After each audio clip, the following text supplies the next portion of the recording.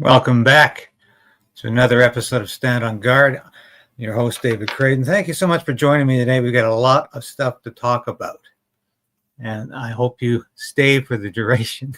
We'll be right back with more.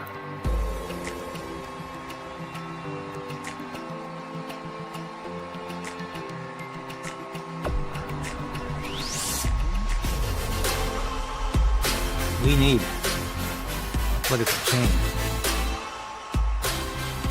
But we also need to resolve to resist.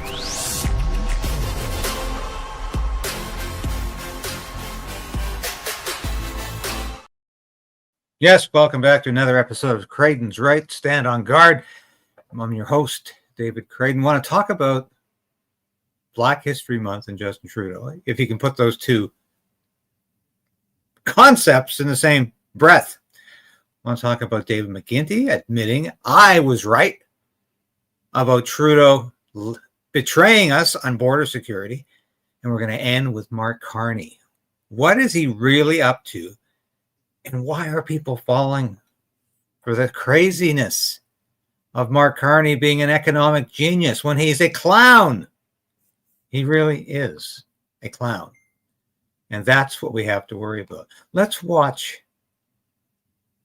Justin Trudeau, though. Let's begin with this, because nobody else in the political world could exhibit this level of hypocrisy and narcissism.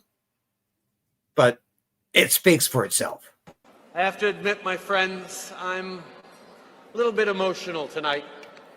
One of the things that comes with knowing that you're on a countdown clock to your last day means you get to be really ruthless about the things you want to do and the things that you don't want to do.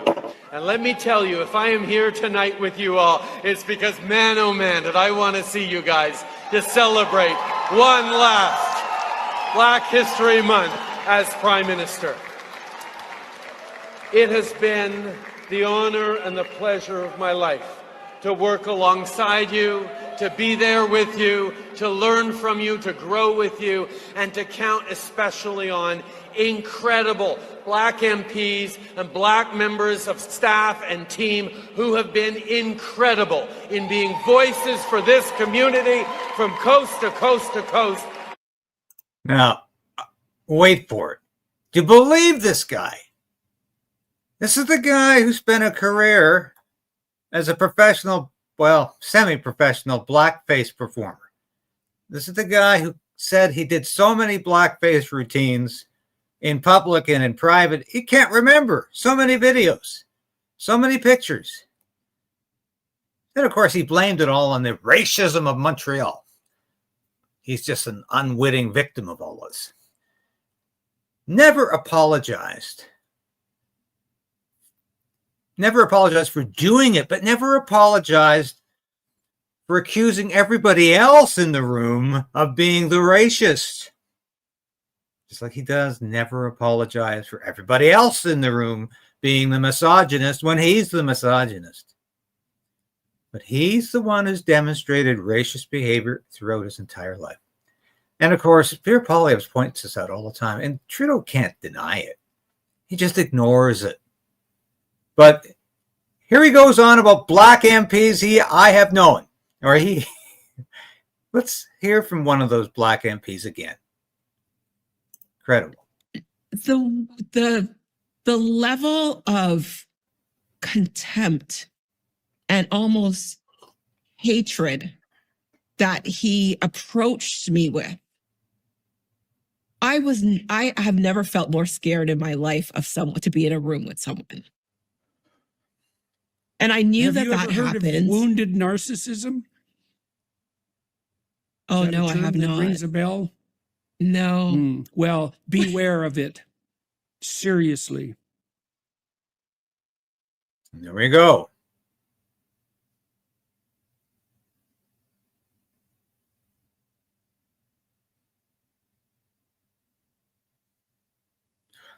And only Trudeau has the gall to celebrate Black History Month with that in his history. Let's never forget that. You know, it's one thing to do blackface, but you know, it's another thing. It's another thing to accuse your political opponents of all being racist, and that's what Trudeau's done throughout his entire political career. Now, I want to get to lesson number 2 here this morning, and this is astounding. Our public safety minister, who, as I said, stayed on the back benches for 20 years. Actually, I was reminded this morning he was briefly in the front benches when the Liberals were in opposition. He was the opposition House leader, or the Liberal House leader. I can't remember if they were even at official opposition at that time. But Public Safety Minister David McGuinty says there is no plan to send Canadian soldiers to the Canadian-US border. What did I tell you the other day? They have no plan to do this. And why? Because they don't like the optics of uniforms at the border. In a bid to head off crippling tariffs threatened by U.S. President Donald Trump, Canada has committed to tasking 10,000 frontline personnel with protecting the border. Speaking with the Canadian press today, McGuinty says that number could encompass a broad range of officials, including border officers or the front lines and intelligence officers behind the scenes. What does that mean exactly? McGuinty also says Canada's promised contribution of $200 million to fight organized crime and fentanyl trafficking is in addition to the $1.3 billion Ottawa has already announced. Yeah. Now that, of course, as I've said, is farcical because it's $1.3 billion over 6 years. The money will help fund the appointment of a fentanyl czar. What we're going to be paying this guy $200 million a year, who will serve as a liaison between Canada and the U.S. on cross-border efforts to curb fentanyl traffic. Whenever you see somebody serving as a liaison and not actually tasked with doing anything, this is classic government bureaucratic cop-out. This means this person will be doing nothing but sitting on his or her ass as long as the Trudeau government or the Liberal government or the Carney government is in power and says, do nothing except liaise with the United States. In other words, everything's great here. Anything to report? No, sir. Everything is fine. Everything is fine.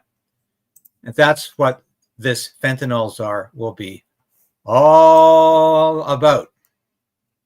Now let's listen to David McGuinty tell you that there's not going to be 10,000 frontline personnel at the border. There certainly won't be Canadian Forces troops. And I've outlined this already. If it's not Canadian Forces troops, sorry, I have to move this. If it's not Canadian Forces troops, it's not going to be the RCMP. It's not going to be a CBSA. What they're actually talking about is some ad hoc coalition of a bunch of different organizations trying to fulfill this mandate, this pledge for $10,000. So this week it might be the OPP and the Sûreté du Québec and the CBSA sending people to the border. And maybe it's 10,000, maybe it's not, because we won't have time to count. Because next week it's going to be a different scenario. I can already see this happening. I know exactly what they're going to do. This is a classic bureaucratic response. It's going to be completely ad hoc. These will not be dedicated forces. They can be withdrawn at any time, any day. Oops, we got to take 10. We have to take 1,000 people back from the border today because they're required over here. It's not dedicated. This is a lie. This is prevarication. This is mendacity from this Liberal government, from Justin Trudeau to Donald Trump's face. This is what I've been saying, and I'm right. Listen to McGuinty blather on. The longest undefended border in the world, which we pride ourselves in having. 400,000 people a day cross the border back and forth.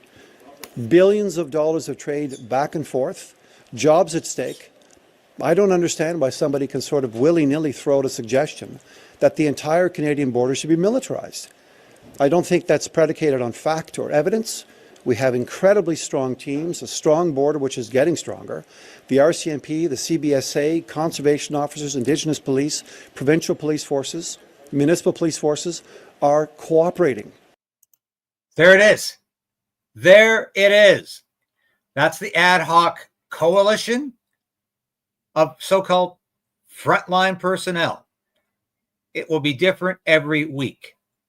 So that's not dedicated. That's not what we promised. Important moment because we have jobs at stake. And so I think Mr. Poilievre has some explaining to do. No, you have some, no, excuse me. I think You have some explaining to do because your government is lying.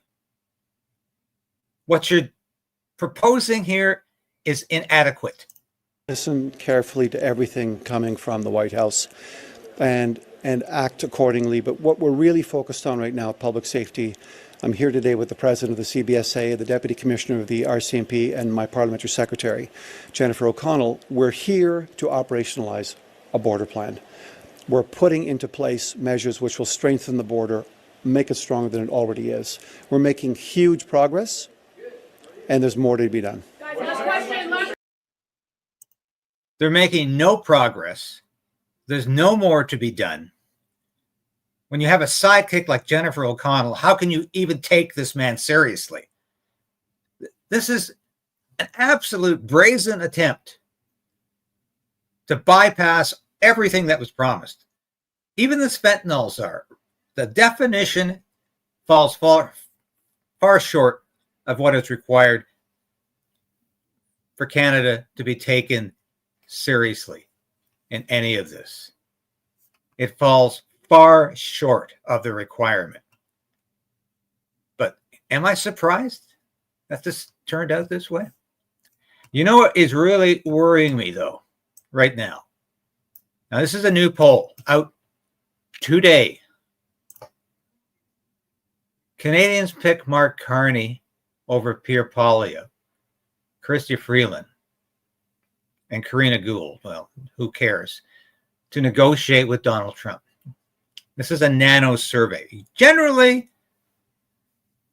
Nanos is not on the far left of pollsters who are seeking to produce documents to resuscitate the Liberal Party or to keep Justin Trudeau in power or to elect Mark Carney. So this worries me. Are Canadians falling for this nonsense that Mark Carney is some kind of economic whiz, that he's been successful instead of the failure he's been in all of his jobs, that he's not some sort of wandering globalist who's come back to Canada to inflict the WEF and its globalist agenda on all of us? That's exactly why he's here. Look at this. 40% picked Mark Carney as the man to negotiate with Donald Trump. 26% Pierre Poilievre. And others came in there. Now, I am highly suspicious of this poll, but like I say, the source is not as bad as some of the other sources suggesting the Liberals are way ahead in Ontario or the Conservatives have fallen like a rock. Those polls I'm not buying at all. But this one I need to look closely on. This just came out this morning. I find it very worrisome. And very, very problematic. Listen, before I get to the real kicker here, I'm going to save it for the very end of the show. But what Mark Carney's really proposing for Canada is absolutely frightening. And it could be cataclysmic to the Canadian economy. But here's a little bit of celebration of Mark Carney. And you can see where the national media is going in terms of pushing, promoting Mark Carney. For Justin Trudeau next month is Mark Carney, of course. Today he was in Windsor, Ontario, a key border city that does so much trade with the United States. Right across the bridge is Detroit, Michigan. And of course, Windsor is the front line of our country's automotive sector. We heard from Carney talking about trade and tariffs. He said, we all have to wake up. It is a very different world for Canada now that Trump is back in the White House. Whether we can influence President Trump is debatable. But I think we can, if we listen to what Americans want and respond in ways that are best for Canada. However, we need to be crystal clear about our bottom lines. This proud country will never be part of the United States in any shape or form. Hear, hear. Tom Mulcair, CTV News political commentator, former leader of the NDP, is joining us now from Montreal. Tom, good to see you on this Wednesday. Good to be with you, Tom. Yeah, so talk to me about Mark Carney there, trying to look perhaps like a prime minister in waiting. And doing a pretty darn good job, choosing a good place. I mean, his campaign is rolling out as a very strong set. A prime minister in waiting. These are the key words now. He's a prime minister in waiting. He understands the Canadian economy, but no other political leader out there. This is the message we're going to be hearing. These are the talking points. And now we've got Tommy Mulcair promoting Mark Carney. And just, it's incredible how they're trying to present this man, who I think is absolutely clueless on the economy, has said some incredibly stupid things, such as, and I'm not going to show it again today, but I've shown it to you twice already, how he doesn't think steel is a product that's used in the daily devices that Canadians use. What's he doing in Windsor, Ontario? I think you held the key. You know, look at the mayor there. Mayor Dilkins is really strong, working with mayors in the northern U.S., trying to make everybody in the States understand that we have everything to lose from this trade war and a lot to gain by continuing our good relationship.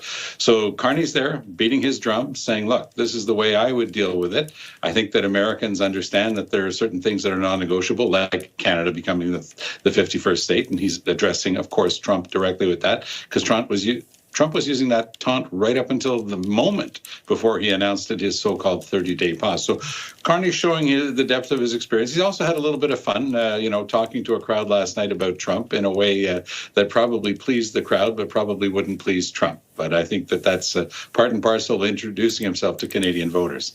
We also heard from Pierre, leader of the Conservatives, Tom. He is in Vancouver, and he held a press conference earlier today in which he went after Mark Carney, saying a couple of things. Number one, Carney is just more Trudeau. Number two, this guy is an elitist. He's a globalist. He's out of touch. Number three, that this government under Justin Trudeau has failed Canadians in terms of the relationship with Trump, and that's why we almost were in a trade war. We're going to be hearing a lot more of that language, no doubt, from Pierre Poilievre. Mr. Poilievre is searching for a way to stop the slide that his Conservatives are in ever since Mr. Trudeau announced he was leaving. His whole campaign was going to have two main pillars. One was attacking Justin Trudeau, and of course the other one was attacking the carbon tax. The leading contenders for the Liberal leadership, including Carney and Chrystia Freeland, have both said they're planning to step away from the carbon tax as proposed by Trudeau. Bit hard to believe in the case of Freeland because she's the one who brought it in, but be that as it may, nobody is pushing the carbon tax. And at the same time, of course, Trudeau is gone, or will be, as soon as the new leader is chosen. So now, as we'll discover in a minute, he's not backing away from the carbon tax. Mark Carney's not backing away from the carbon tax. He's simply renaming it. He's introducing it in a far more devastating way than it's already been let loose on Canadians. And we'll get to that in a minute, because this is fundamental, foundational to why Mark Carney would be cataclysmic for Canada and the economy. That it just leaves Poilievre flailing, looking for a target. So he's doing a pretty darn good job, I have to say, of keeping himself in the news, but he doesn't have a lot to sell because all the stuff that he said he was going to be running on is not there anymore. And so he's got to go after Carney personally, calling him an elitist and a globalist. Well, let's parse that for 1 second. You know, Mark Carney was born in the Northwest Territories, raised in northern Alberta, played hockey for his team in. What does any of this matter? Where he was born, where he was raised, and I'm sick to death of hearing about where he played hockey and when. It's nothing to do with what this man has done in his career, who he's represented, and that's never been Canada. He's always represented globalist interests. And Poilievre is right about this. But I think he needs to really get at where Mark Carney intends to introduce globalist concepts into the federal government in a way that Justin Trudeau was beginning to do, but probably never imagined. This man is dangerous. Well, I'll listen to a bit more, then I'll get to the next step here. In Oxford, in England, was the team's goalie. I mean, he's the all-Canadian boy, very modest background. His dad was a school principal. So what makes him an elitist in Pierre Poilievre's mind? Well, the fact that he attends global economic summits and things like that. Now, if you compare him, so Carney's been the governor of the Bank of Canada, governor of the Bank of England. He's held positions at the highest level of the United Nations in terms of environment, climate, and sustainable development. Oh, and he was the chairman of the board of some of the largest investment funds in the world. And let's compare that with Pierre Poilievre, who's been a member of parliament. So if you look at their two CVs, they're not exactly identical. And I can understand Poilievre's frustration at facing someone as talented and capable and strong and experienced and deeply understanding of all of the economic issues that Poilievre can only talk about. But I think that what we're seeing, in that sort of personal attack is a lot of frustration from Poilievre and the Conservatives. This is absolute crap. Absolute crap. Mark Carney is a clown. Mark Carney has no understanding of all the economic issues. How can he even suggest that in view of the fact that Mark Carney doesn't think steel is a product to Canadian Jews every day in their lives? That he thinks businesses are going to be forced to pay the carbon tax and not leave the country. Of course they will. They're not going to stay in Canada if they're forced to, as Carney says, pay Canadians for the carbon tax. As he says, these big corporate polluters are going to be forced to pay the carbon tax. Do you think they're going to stay in Canada?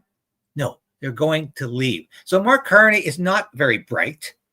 He doesn't understand the economy. It's fingers and toes arithmetic. He doesn't even get it that far. His understanding is not just basic. It is completely skewed. He would be a catastrophe for Canadians. But yet, people are beginning to think he's some kind of economic genius.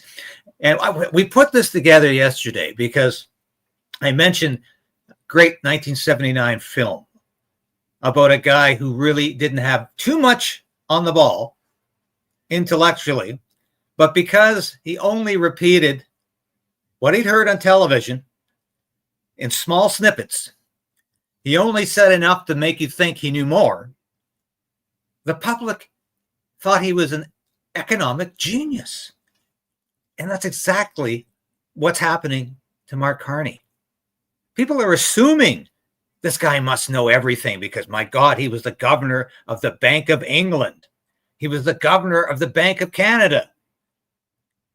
He's been associated with the World Economic Forum.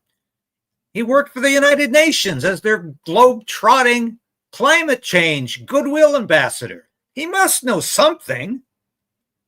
But here's the real Mark Carney. You know, Chauncey, there's something about you. You don't play games with words to protect yourself.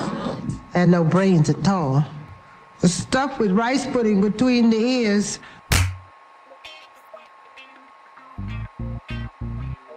He's very, very sexy. But I think he's brilliant. I raised that boy. It's always somewhat surprising to find men like yourself working so intimately with the president and yet somehow managing to remain relatively unknown.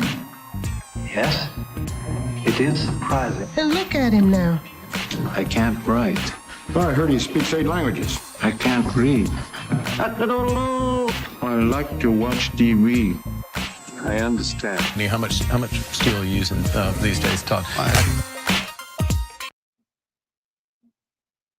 Yes, my friends, that is the Mark Carney who is impressing Tom Mulcair so much, who's impressing so many Canadians. Apparently 40% of them think he's better suited to deal with Donald Trump than Pierre Poilievre. This is absolutely outrageous how anybody who's demonstrated how little he understands can be touted as some kind of economic savior. He's like the character in Being There. There's nothing there. There's no substance. It's just a few phrases he likes to repeat over and over again and ad nauseum. But here's the kicker, and I've saved the best for last, folks. Here's where Mark Carney wants to take us, where Canadians have never gone before, and where the socialist governments in Europe have taken their people. Mark Carney wants to take us farther down the carbon tax road than even Justin Trudeau imagined possible. He is going to apply the lessons he's learned as a globalist leader to Canada. Watch this. The thing we're going to do is to ensure that there's fair competition for our companies and that we penalize high polluting foreign imports. So we're going to develop a carbon border adjustment mechanism. What that does is promote jobs here at home. It prevents carbon leakage abroad. All right. What this is like a retaliatory tariff.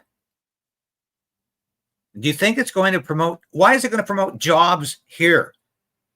When this is all about punishing so-called polluters for creating carbon, which of course is a complete myth. They're not polluting.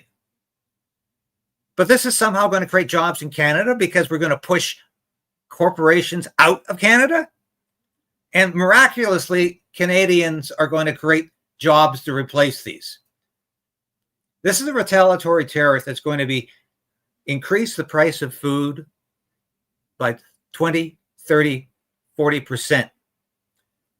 This is madness. Let's listen to him some more, because this man wants to take you down the road to socialist serfdom in the name of net zero in the fight against climate change. And it aligns Canada with our allies who are still engaged in the fight against climate change.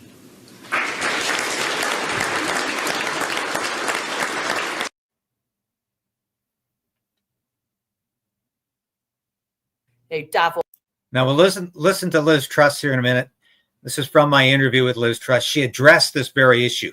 But what's going on here? This is a retaliatory tariff. And we know Donald Trump already said, we introduced retaliatory tariffs. He's going to double the 25 to 50%. Mark Carney is an economic genius? No, he's a simpleton. Or he's just a madman who wants to take Canada down the socialist road to serfdom because that's what he's been indoctrinated into doing. He spent so long hobnobbing, socializing, working with the globalists that he cannot think otherwise. He's not thinking Canada first. He's thinking globalist first. He's thinking EU first.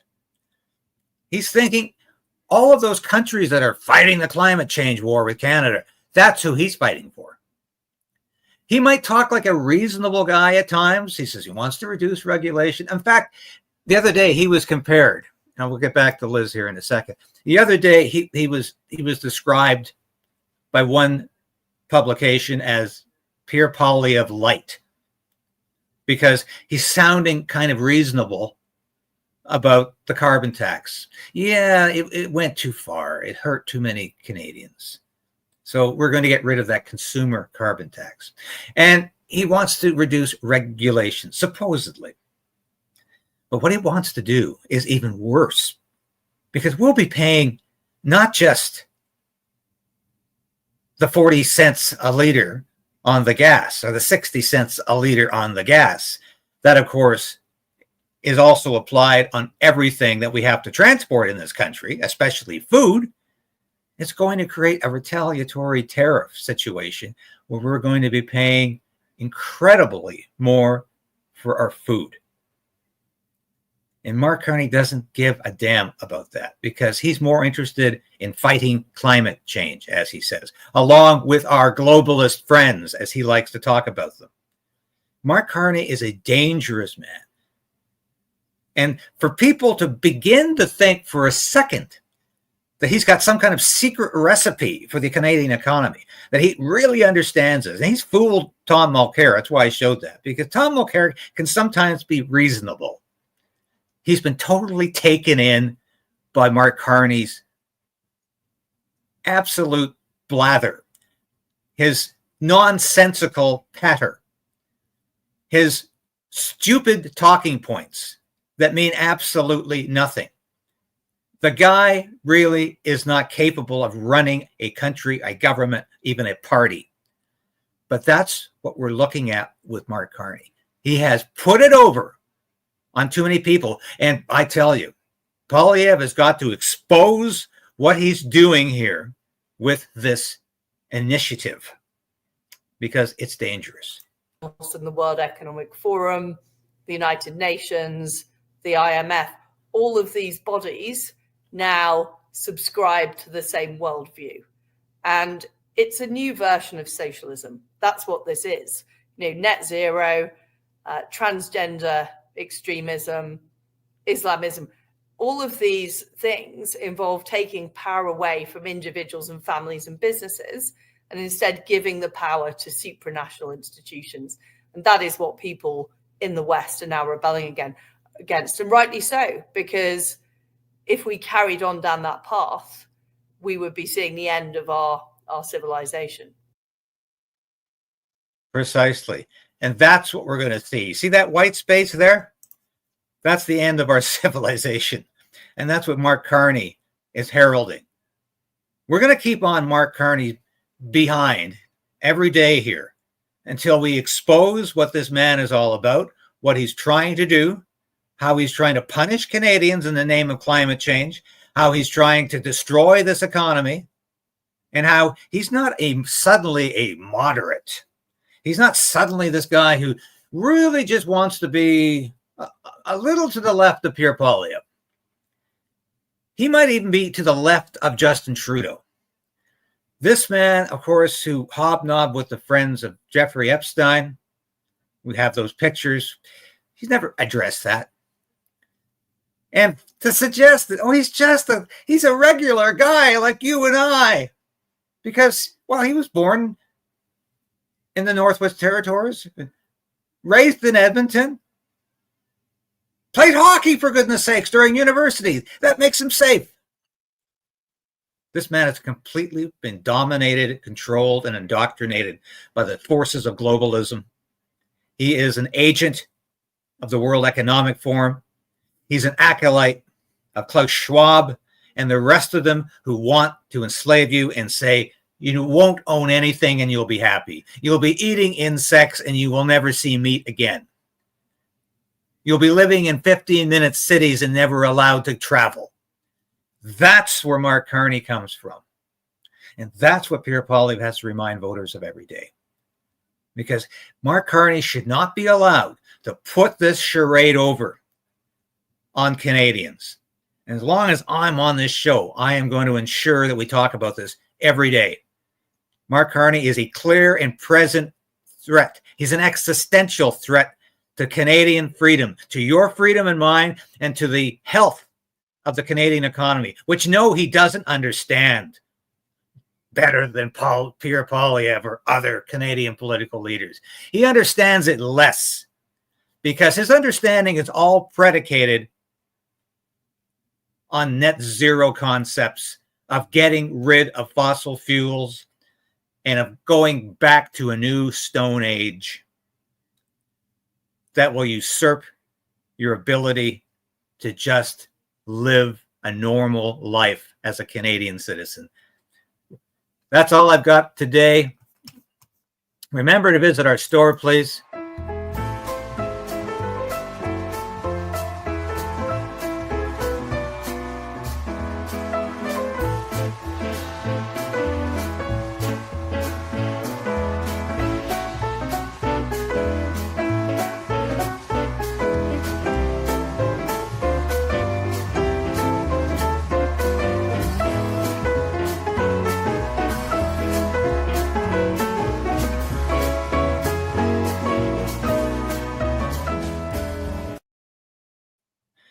That's all for today, folks. Thank you very much for watching.